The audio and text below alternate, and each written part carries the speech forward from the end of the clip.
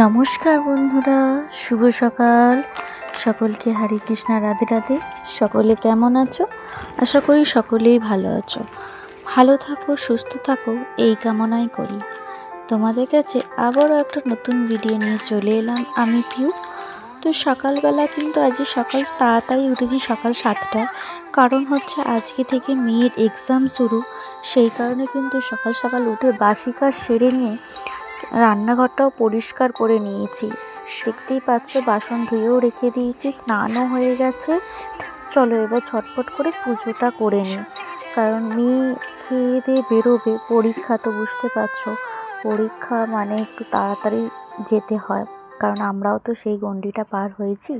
তো সেই কারণে ছটফট করে সব কাজগুলো টাইমের মধ্যে গুছিয়ে নিতে হবে। মেয়ে এখন পড়তে গেছে, পড়ে এলে আজকে ভাত খেয়ে যাবে না, আজকে তাড়াতাড়ি পরীক্ষা হয়ে যাবে। আজকে ভাবছি একটুখানি শুকনো খাবার করে দেব। তো চলো, আমার এদিকে দেখো পুজোও কমপ্লিট, গোপুসোনা উঠে স্নানও করে নিয়েছি, সেবাও নিয়ে নিয়েছে। চলো, এই যে বেগুন ভাজবো আর কুমড়ো আলুর তরকারি হবে। ভাবছি আজ একটু পরোটা করে দেব। রুটিটা মেয়ে খেতে চায় না অতটা। ও আমার হাজব্যান্ড পছন্দ করলেও কি হবে, মেয়ে অতটা রুটি পছন্দ করে না। তো যাই হোক, তরকারি বসাতে গিয়ে দেখছি আদা জিরে বাটা হচ্ছে বাড়ন্ত। তো সেই কারণে কি করলাম, আবার আদা জিরেটাকে পেস্ট করে নিই। কারণ এই কি বলো তো, যদি না এটা জোগাড় থাকে না, খুব অসুবিধা হয় রান্নার সময়তে। তো যাই হোক, চলো, এই যে আদা জিরেটা বাটা হয়ে গেল, বেশি করে বেটে নিলাম, কন্টেনারে রেখে দেবো ফ্রিজেতে। কারণ একটু বাটা থাকলে সুবিধাটাই হয় রান্নার সময়তে।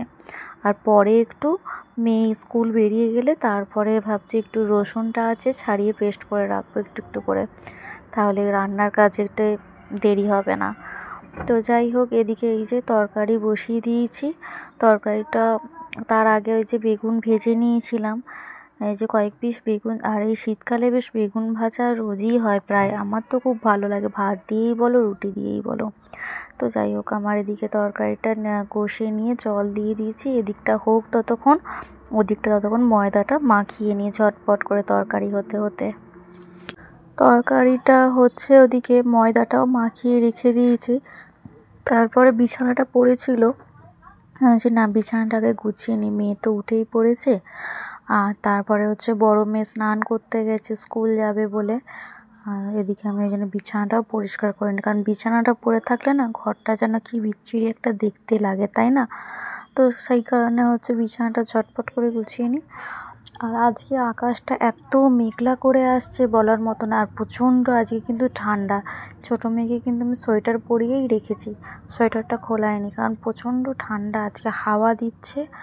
আর মানে এত শীত পাচ্ছে বললে মানে বিশ্বাস করবে না। জানি না তোমাদের ওখানে আজকে কীরকম ঠান্ডা, বাট আমাদের এখানে প্রচণ্ড ঠান্ডার। আকাশ যেন মেঘ, সকালবেলাটা রোদ উঠেছিল, কিন্তু বেলার দিকে এতটা মেঘলা করে এসেছে ভাবতে পারিনি।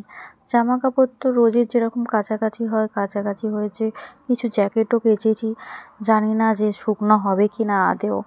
তো রোজের তো এগুলো কাচতেই, আর বাসি যেগুলো হয়ে যায় না 1-2 দিনের সোয়েটার, সেগুলো আর আমি রাখি না, সত্যি কথা বলতে কেচেই দিই। মানে জানি না, আমাকে একটু আমার বর বলে যে কেন 1-2 দিন পরেছো সেটাকে আবার করতে হবে। আমি বলছি না, আমার ঠিক ভালো লাগে না। আর এই দেখো, এদিকে হচ্ছে মানে বিছানা ছেড়েছিলাম, সেই ধুলোটা পড়েছে, সেটাই হচ্ছে ঝাড়ু দিয়ে নিচ্ছি। কারণ হচ্ছে কেমন চারিদিক নালে ধুলো কিচকিচ করছে, এই পায়ে পায়ে কিন্তু মেয়ে 14বার এই যে বিছানায় উঠছে, নোংরাটা আরোই হবে। যেদিন মেয়ে স্কুল যাওয়া থাকে না, সেদিন মানে কি বলবো, এক নিঃশ্বাসে আমাকে কাজ করে যেতে হয়, মানে একটু দম নেওয়ার উপায় থাকে না। মনে হয় তখন যে কখন একটু বসতে পাবো, কখন একটু বসবো। মানে চোখ খুলে গেলেই একভাবে সব এক ধার দিয়ে কাজ। হ্যাঁ, তবে একদিক দিয়ে কি, যদি ধরো যেদিন মেয়ে স্কুল থাকে, আমি আগে থেকে রাত্রিবেলা ভাবনা চিন্তা করে কিন্তু শুই, যে কার পরে কোনটা করব, কোন টাইমের মধ্যে মেটাবো, ঠিক আছে।